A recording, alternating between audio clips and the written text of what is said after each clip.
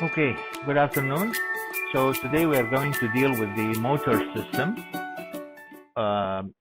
somatic and autonomic. For the past 3 lectures, we have dealt with the sensory systems, and we dealt with the somatic innervation, somatic sensations, and the visceral sensations.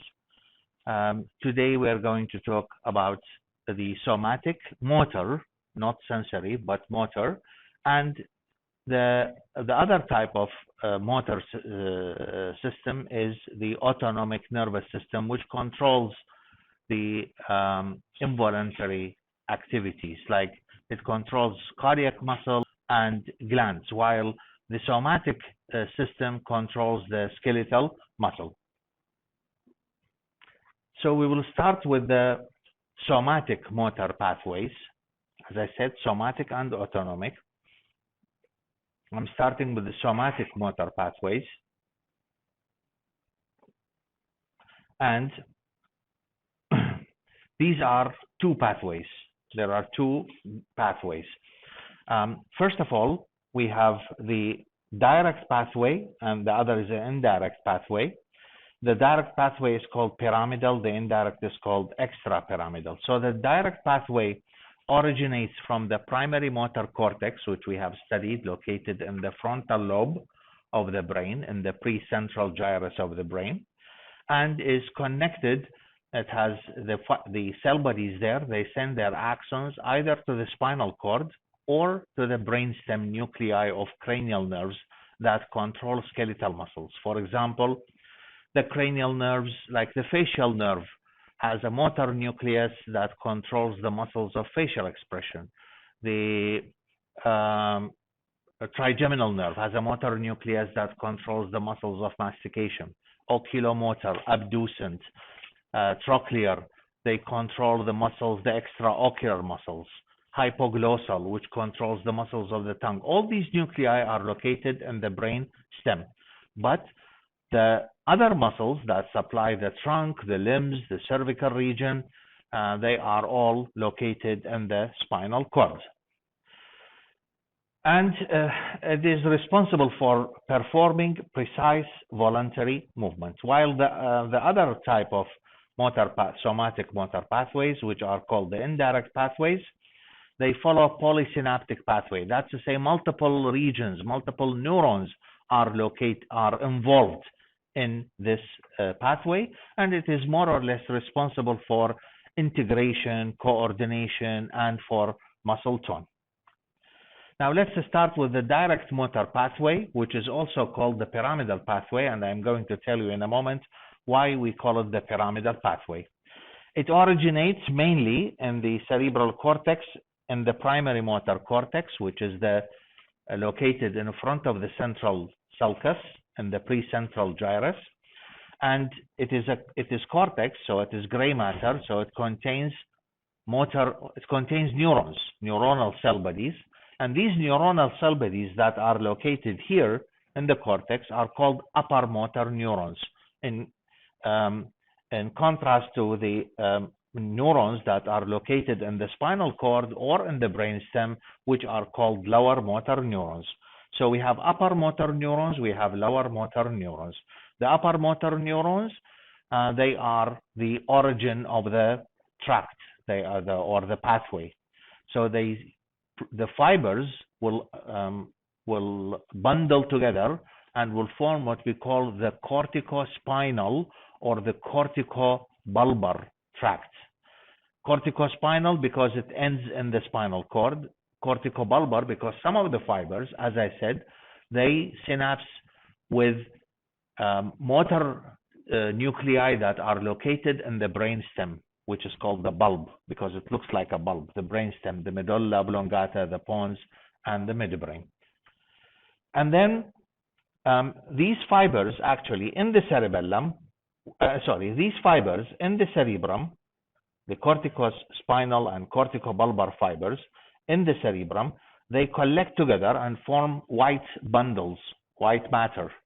These are projection fibers. Remember the types of fibers we mentioned before. We have association fibers, we have commissural fibers, and we have projection, either descending or ascending. So these are descending fibers. They are motor fibers in this region of the cerebrum, which is located between the thalamus and the basal nuclei. This is part of the basal nuclei, which is called the lentiform nucleus. This is called the internal capsule. So here, the white matter is called the internal capsule. It is nothing but the fibers that originate in the pre-central gyrus. And then they are going to descend in the midbrain. This is the shape of the section of the midbrain. Remember, the midbrain has a cerebral aqueduct, has a substantia nigra here, and this part, which contains white fibers, white matter, is called the cerebral peduncle, and then it goes to the pons, and as it descends, some of the fibers are going to terminate in the cranial nerve nuclei that I mentioned. These are called corticobarbal fibers. And then it reaches the medulla oblongata. In the medulla oblongata, there is one region in the medulla, on the anterior part of the medulla, a prominent region, we call it the pyramid. So on either side, we have these pyramids. In the depth of the pyramid, it is these fibers, the descending fibers, the corticospinal fibers are located. And that's why these fibers are called pyramidal fibers, because they pass through the pyramid. The pyramid is the bulge that they produce, and it looks like a pyramid. So the fibers are called pyramidal fibers because in one region of the brainstem, which is the medulla oblongata, they produce a bulge which is called the pyramid. It is a feature of the medulla oblongata. Now, in the medulla oblongata, as you can see here, some of the fibers, or actually most of the fibers, actually 90% of the fibers, they are going to cross to the other side and then descend. The remaining fibers, they do not cross. They constitute 10% of the fibers. So we can see them here. Look at them here. 90% of the fibers, they cross, and only 10% of the fibers, they continue without crossing.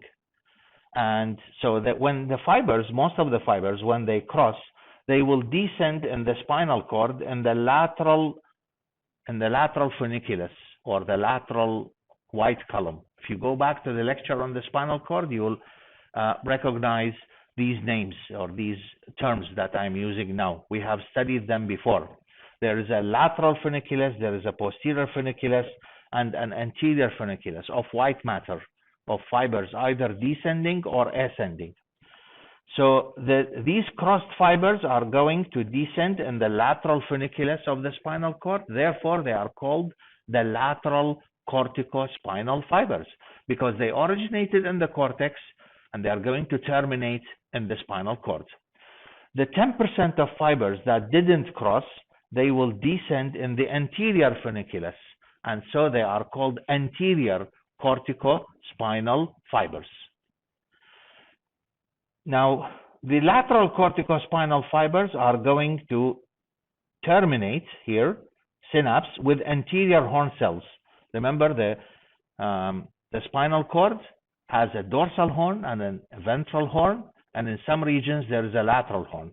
The anterior horn, or the ventral horn, contains motor neurons, and these are the lower motor neurons on which these descending fibers are going to synapse.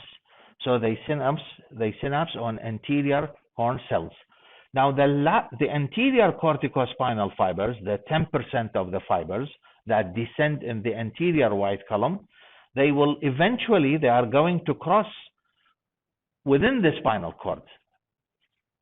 At the level of their termination, they cross, and again, they end into anterior horn cells.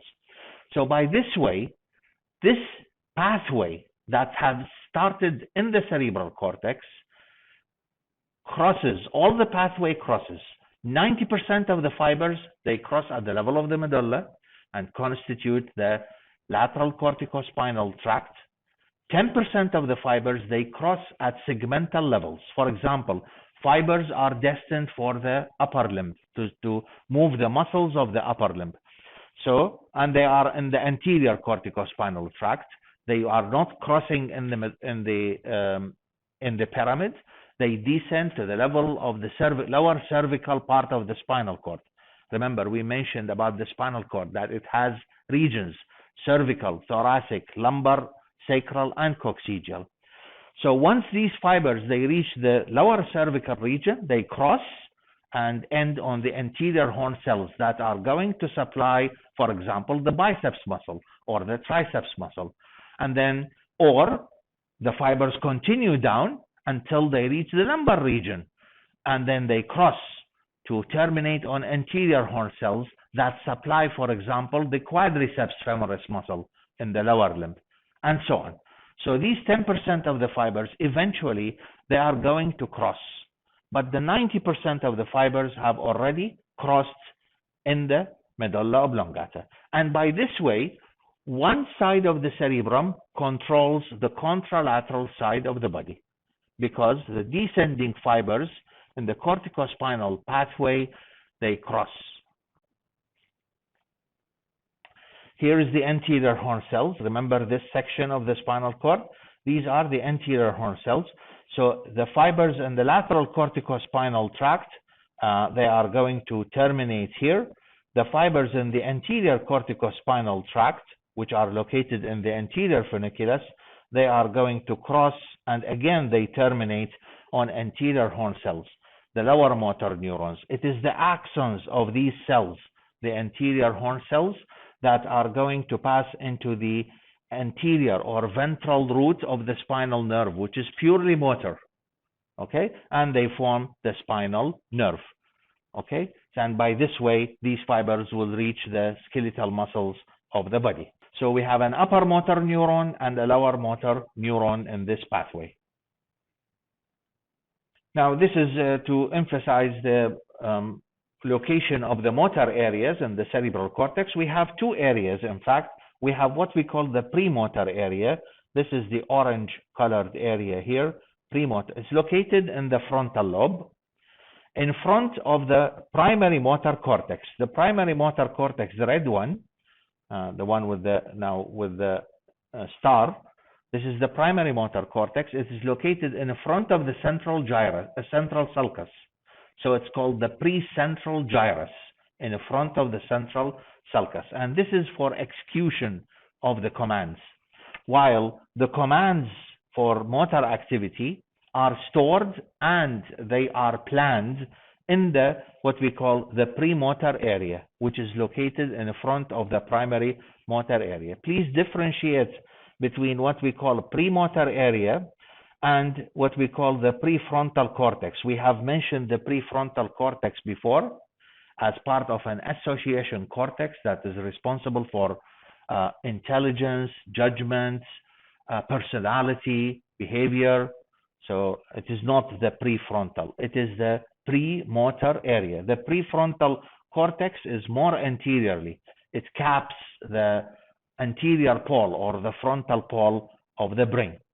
So this area, the premotor area, it stores information about learned motor activities, for example, the skills of a soccer player, let's say, and they develop a motor plan. And this plan, the program, is sent to the primary motor cortex to execute the program.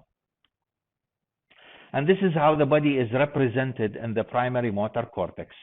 Remember the sensory area, which is located in the postcentral gyrus. It is almost the same representation, that there is the area that controls the part of the body is not proportional to the size of the part of the body, but to its motor importance and the precision of activity that is expected from that part.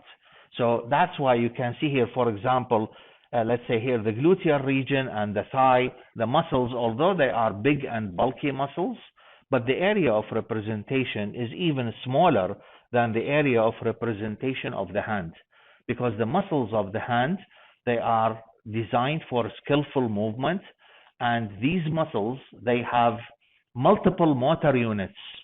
A motor unit, by definition, is the number of muscle fibers supplied by one neuron, one axon, okay? The more motor units in a muscle, the more is the precision of this muscle, because only few muscle fibers contract when a neuron sends impulses. But for example, a muscle in the gluteal region, which is a very bulky muscle, you don't require multiple motor units because the muscle is an anti-gravity muscle and contracts as a bulk. It is not a muscle of precision. So it doesn't need a lot of neurons to control its activity, like the muscles that control, for example, the tongue or the vocal cords or the movements of the eyeball or the hands or the muscles of facial expression. And that's why there is a disproportion in the area, and the body is represented as what we call inverted homunculus, like a midget. There is a big head, a big hand, a very short trunk, and a very small lower limb. Okay, and again, remember, remember that it controls this area, controls the contralateral side of the body. The fibers, the descending fibers, are going, all of them, 100% of them, eventually are going to cross. 90% they cross at the medulla oblongata, and 10% they cross at segmental levels of the spinal cord. Now, when this pathway, the direct pathway, the pyramidal pathway, when it is injured, it will result in paralysis. And there are two types of injuries here, two categories of injuries. Either the injury will affect what we call upper motor neuron. So, for example, there is a cerebrovascular accident that affects the cerebral cortex, reduce the blood supply, or there is an involvement of any part of the brainstem. So this will affect the upper motor neurons. The lower motor neurons are still working. They are located in the spinal cord. And this will result in spasm of muscles, spastic paralysis.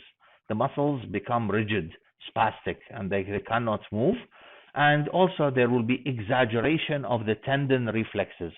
Remember the tendon reflex, one of the examples that we gave about the quadriceps or reflex when tapping on the ligamentum patelli and just below the knee joint will cause reflex contraction of the quadriceps muscle. These reflexes, they will become exaggerated reflexes in this type of paralysis that affects upper motor neuron. Sometimes the lesion affects the lower motor neurons, and it's called a lower motor neuron lesion or paralysis. And here the muscles are flaccid. They are flabby muscles. They don't have. They are not spastic. Okay, so the muscle tone is decreased or lost, and also the reflexes, the tendon reflexes, are not exaggerated.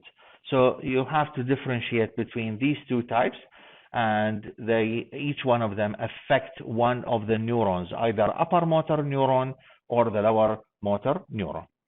Now, so far about the direct motor pathway. The indirect motor pathways are called extrapyramidal, obviously because they do not pass through the pyramids of the medulla oblongata, so they are called extrapyramidal, and they are multiple pathways. It is complex, it is polysynaptic, multiple neurons are involved, not only upper and lower motor neurons, but multiple neurons are involved. And it not only involves the motor cortex or the premotor cortex, but it also involves the basal nuclei.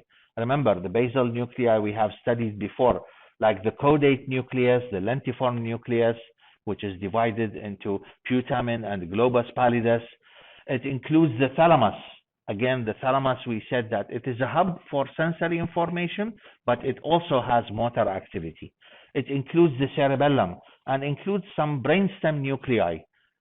Probably some of them we have mentioned, like the substantia nigra. Others were not mentioned, like, for example, the red nucleus or the inferior olivary nucleus, the tectum, the tectal nuclei, the superior colliculus and the inferior colliculus. So all these are involved in this pathway. It is very complex. It is polysynaptic pathway, and as you can see here, that there are multiple tracts are formed. It's not only the lateral and the anterior corticospinal tract, but multiple tracts are involved. And the damage here will not result in paralysis because the extrapyramidal pathway is after coordination, muscle tone, integration. So there is no paralysis, but there will be tremors and twitches taking place. The cerebellum here, in this respect, is going to receive impulses from the cerebral cortex through the thalamus, through the pons to the cerebellum. Also, it receives sensory information, as we have noticed that before, proprioceptive information, and is going to integrate the plan of motor activity, to coordinate the plan of motor activity, and will send, in this green here, it will send corrective feedback to the cortex. So that will be the role of the cerebellum in this case. The basal nuclei, we have studied the basal nuclei before. We said that they are involved in initiation and termination of movements. Also, like for example, arm swinging during walking. This is what we call subconscious contractions of skeletal muscle. It reduces muscle tone, and that's why injury here, or damage of the basal nuclei, not necessarily injury, but damage of the basal nuclei, and in one way or another, will result in increased muscle tone, so rigidity, as well as the tremors that was mentioned before.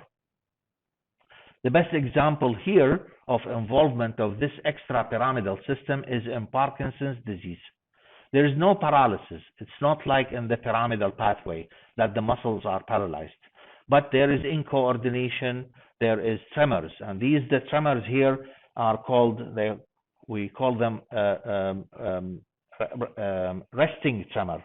So if the patient is not doing anything, he will have tremor, but when he starts to like pick up a glass of water, the tremors will reduce.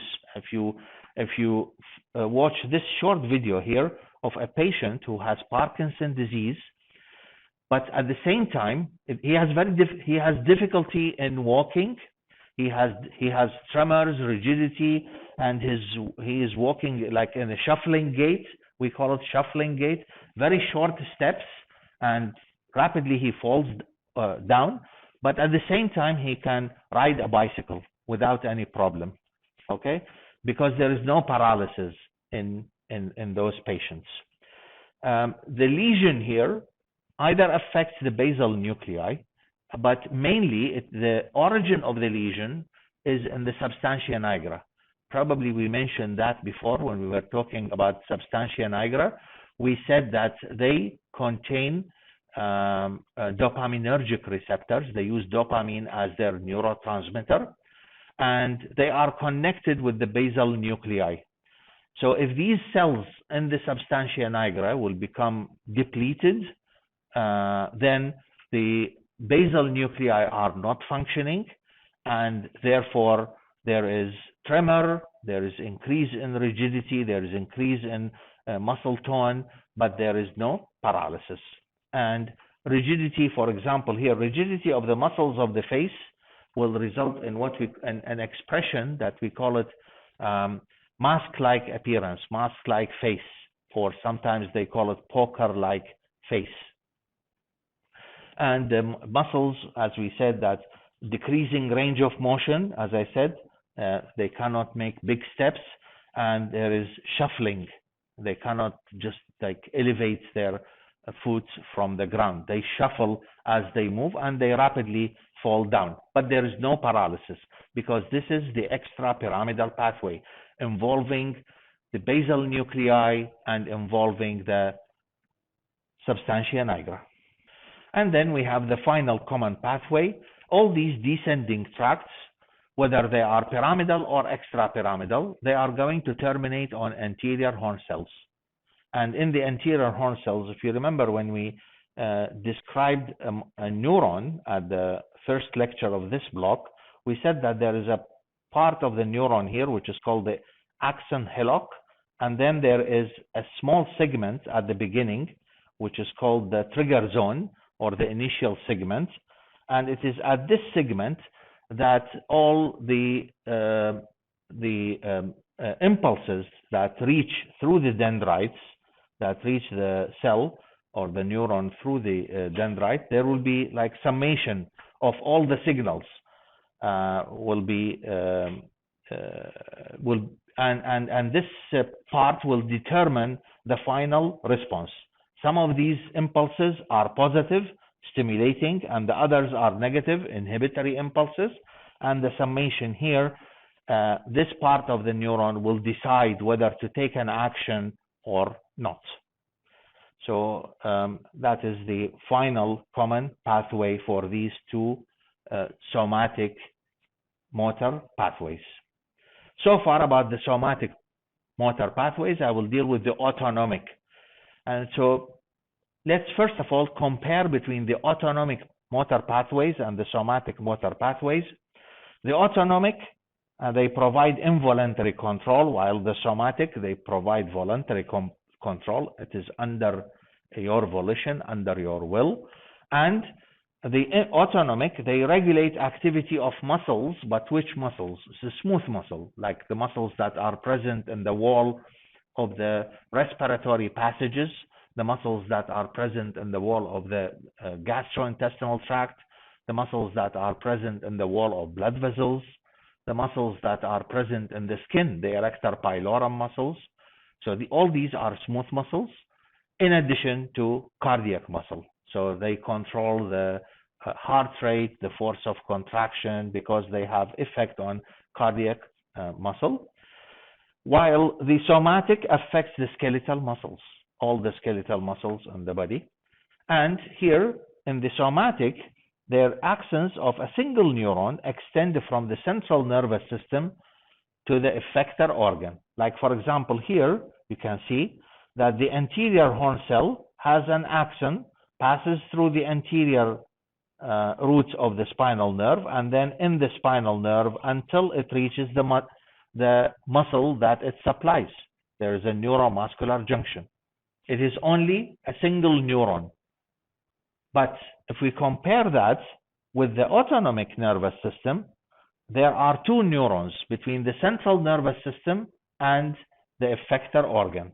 So you can see here, for example, this is a nerve cell body of an autonomic fiber, and the axon is going to leave with the anterior root of the spinal nerve, and then with the spinal nerve, but then it ends somewhere in a ganglion. What is a ganglion? It is a collection of nerve cell bodies which outside the central nervous system, which means that there is another cell, another neuron that is going to start. So there are two neurons here, 1 and 2. One of them, number 1, is located before the ganglion, so it is called preganglionic neuron, and the second is located, or the axon of the second is located behind the ganglion, so it's called postganglionic neuron. So two neurons are located between the central nervous system, which is here, for example, the spinal cord, and the effector organ. The effector organ, as you can see here, it could be the adrenal gland, it could be the heart, it could be the wall of, for example, here the urinary bladder, because it has smooth muscle fibers. So we have preganglionic, postganglionic. Sometimes we use the term presynaptic and postsynaptic. And there are ganglia in the middle. A ganglion, again I repeat, is a collection of nerve cell bodies outside the central nervous system. Inside the central nervous system, we would call it a nucleus, not a ganglion, like the basal nuclei, the nuclei of cranial nerves, and so on. The autonomic nervous system has two divisions. So it has the parasympathetic and the sympathetic division. And most of the organs, they have dual innervation. The sympathetic nervous system sometimes speeds up, while the parasympathetic nervous system, it decelerates. So most of the organs, they have both of them, but some of the structures, they only have one. Like for example, the sweaty glands in the skin, they only have sympathetic innervation. Or the erector pili muscle, which straightens the hair follicle, they only have sympathetic innervation, and so on. But for example, the heart, it has sympathetic fibers that increase the heart rate and the force of contraction, the blood pressure.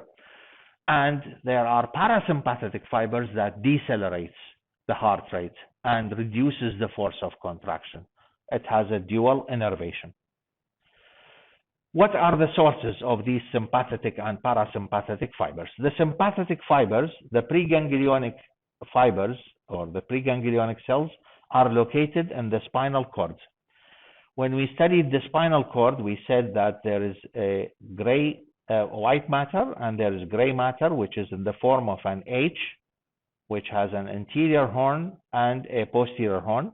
But in regions of the spinal cord, which are located in the thoracic and upper lumbar region, there is another horn here, a small horn, which is called the lateral horn of gray matter. And this lateral horn is the source or is the location of the preganglionic cell bodies, whose axons are going to travel to the ganglia, to the sympathetic ganglia. So the source here is in the spinal cord, but it is restricted only to T1 to L2 spinal cord segments. It is not present in the cervical region, not present in the lower lumbar, sacral, or coccygeal regions of the spinal cord. And that's why sometimes they call it the thoracolumbar, because it's only the cell bodies are located there. The preganglionic cell bodies are located there. The parasympathetic, on the other hand, is restricted to either the beginning or the end of the central nervous system. So there are cell bodies that belong to the parasympathetic nervous system that accompany some of the cranial nerves, accompany actually 4 of the 12 pairs of cranial nerves. So they arise from the cranium, or they are present in the cranium. That's why it is called the craniosacral division, because the remaining part is located in the sacral region of the spinal cord.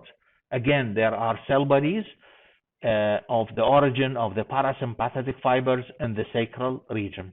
So that's why it's called craniosacral, and in the middle there is the thoracolumbar division, which is the sympathetic fibers.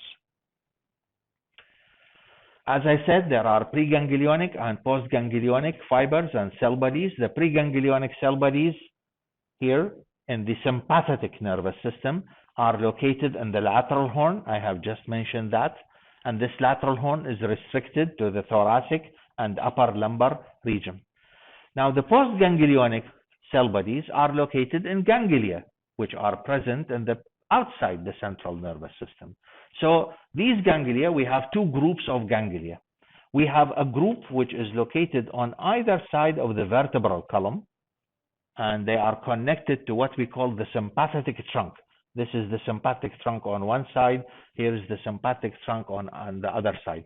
The sympathetic trunk is a long nerve trunk on either side of the vertebral column. And as you can see it here, it is beaded by enlargements all throughout its course. And these enlargements are the collection of nerve cell bodies. These enlargements are the ganglia. And so the ganglia are called paravertebral ganglia. Para means on either side of the vertebral column. And yet there are other ganglia which are located in the front of the vertebral column. And so they are called prevertebral ganglia. So the postganglionic cell bodies of the sympathetic nervous system are either located in paravertebral ganglia or in prevertebral ganglia. And the fibers are going to be distributed either with the spinal nerves that supply the skin, as I said, to supply the erector pili muscle, the sweaty glands, the smooth muscle fibers that are present in the walls of blood vessels. That's why, for example, when there is sympathetic stimulation, these blood vessels in the skin are going to undergo vasoconstriction, and this will result in paleness of the face or of the skin. Also, they will cause sweating. So when you are afraid, you will become sweaty. The hairs will become straightened, and skin will become pale. The heart will increase the heart rate. The parasympathetic nervous system, again, there are preganglionic fibers, preganglionic cell bodies, which are found with 4 of the cranial nerves, as I said, 4 of the cranial nerves, 4 of the 12 cranial nerves, or they are located in S2, 3, and 4 segments of the spinal cord. Now, the postganglionic cell bodies are not present in that sympathetic trunk because it is called sympathetic trunk, and these are parasympathetic fibers. So obviously, it is not present in the sympathetic trunk, the postganglionic fibers, not present in the prevertebral ganglia, but it is present in ganglia which are located in the wall of the structure that they are going to supply. So, for example, they are present in the wall of the urinary bladder. They are present in the wall of the intestine. They are small scattered ganglia, which you cannot see them grossly, unlike the ganglia which are present here in the sympathetic trunk, the paravertebral ganglia, which can be seen grossly by naked eye. But the other ganglia, the parasympathetic ganglia here, which I'm talking about, in the wall of the viscus that is supplied, they cannot be seen grossly. They are histologically detected. And it only innervates the viscera. This parasympathetic nervous system, it only innervates, it doesn't supply the skin, doesn't reach the skin. So sweaty glands, they don't have a dual innervation, they only have an innervation from the sympathetic fibers, so as the erector pili muscle. Now this is like a wrap up. So if you look here, this is the parasympathetic pathway. It has a preganglionic neuron, which is located in the spinal cord, as an example here. It could be present in the spine, with the nuclei of cranial nerves, but I'm talking now about these segments, S2, 3, and 4 of the spinal cord. The fiber will accompany the anterior root of the spinal nerve and will leave the spinal nerve. It is still preganglionic. The ganglion is present here in the wall of the urinary bladder, for example, or in the wall of the small intestine, the wall of the stomach, and so on. And then it will synapse, and so therefore the preganglionic, this is a preganglionic fiber, will be long, while the postganglionic fiber is short because it doesn't need to travel for a long distance. If we compare this with the sympathetic pre- and postganglionic fibers, the sympathetic the preganglionic neuron is located in the lateral horn of the spinal cord from T1 to L2 segments of the spinal cord.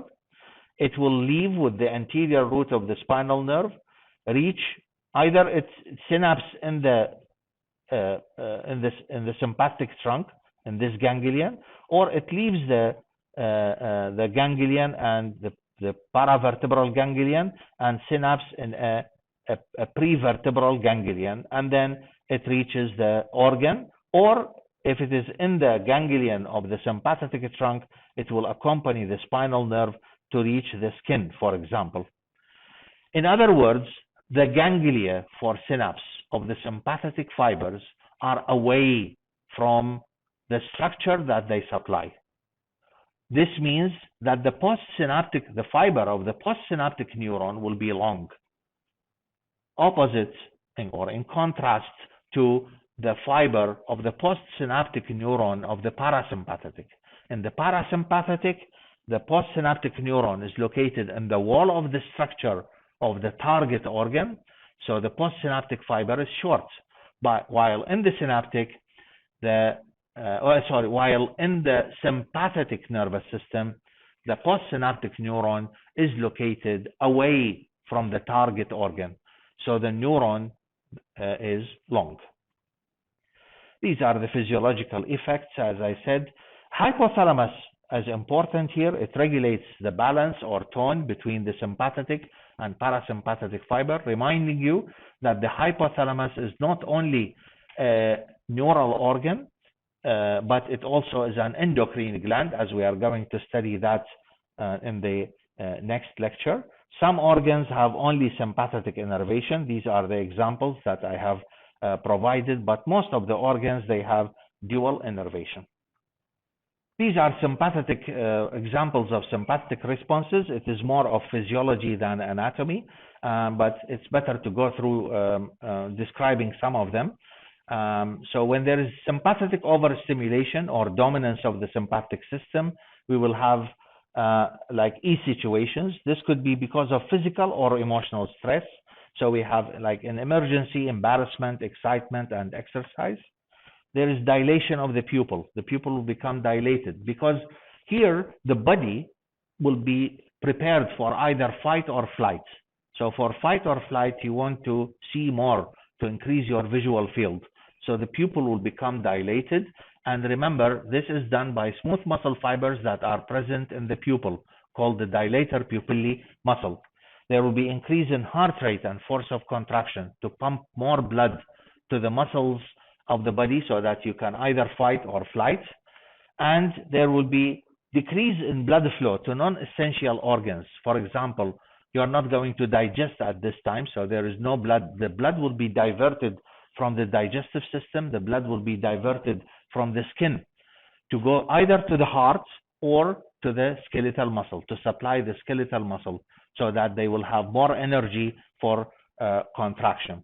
And so the blood vessels are going to that supply the skin and the gut, they will undergo vasoconstriction, while the blood vessels that supply the heart, like the coronary arteries, or the blood vessels that supply the skeletal muscles, they are going to undergo vasodilatation.